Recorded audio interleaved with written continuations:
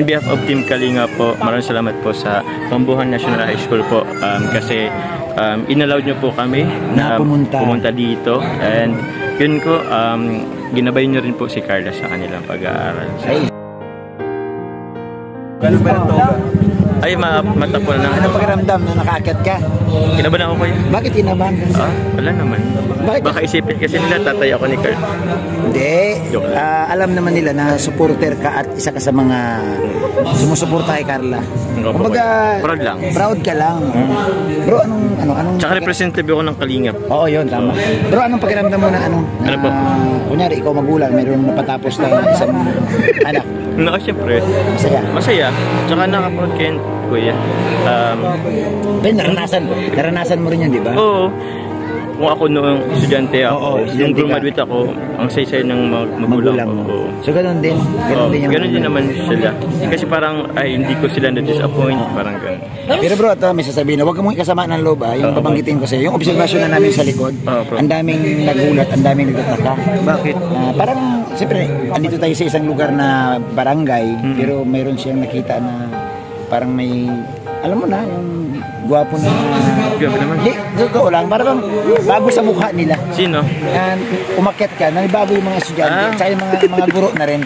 And bro, message mo dito sa sa mga sa eskwelahan ni Carla. Ay bro, sa in behalf of Team Kalinga po, maraming salamat po sa Pambuhan National High School po kasi inallowed nyo po kami na pumunta dito, and yun ko, ginabay nyo rin po si Carla sa kanilang pag-aaral. Ay, salamat po. Salamat bro. Ganda ng mensahe ni Papa Jomar. Opo. Good luck bro, good luck. Opo, good luck po sa lahat mo ng estudyante na nakapagtapos. Bro, ang wish mo pala kay Carla, baka mayroon kang gustong sabihin. Siyempre ano lang, siyempre proud tayo kay Carla. And ma-enter na siya sa another chapter ng kayong buhay, yung college. Ikaw bro, nagdaan ka sa ganyan. Ano bang sikreto para magtagumpay sa panibago na namang hakba, ang bagong mundo? Ano lang po kuya, tiyaga lang din. Study hard, tiyaga lang. Tsaka okay, andyan na pag-aaral, minsan seryoso tayo, pero wag nilang masyadong seryosohin, mag-enjoy sila habang nag-aaral sila. Opo. Kasi yung iba kasi sobrang puspos ng pag-aaral, siguro seryoso, di rin natin masabi kasi syempre may mga gulang na siguro gusto yung tutok lang sa pag-aaral.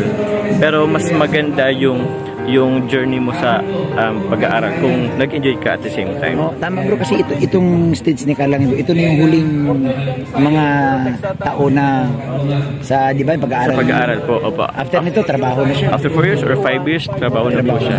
Opo. And after nyan, kuya, tawag nyan, dyan na po talaga makikita yung reality ng buhay. Ayun, di ba po?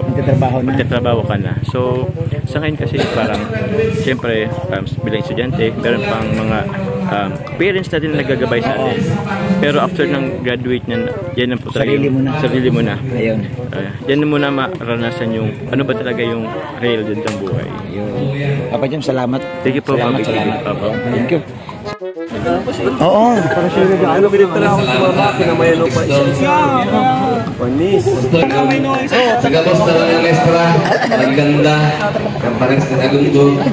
Sa mga may nag-aalok ng ito. maray na hapon. Ayo. Madaming mag-aalok. Mamahalin to. Sa mga nag-graduate, sa madurang, alam ko, parang sa kamo, magulang. Sa totoo lang, kamo, mga madurang, ang bilas niya. Bakit naman sa akin bilas kamo niya? Duwang bagay ang bilas niya.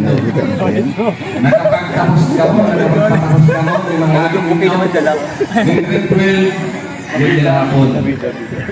Pangaluang bilas nito, duwang bulang kamo din.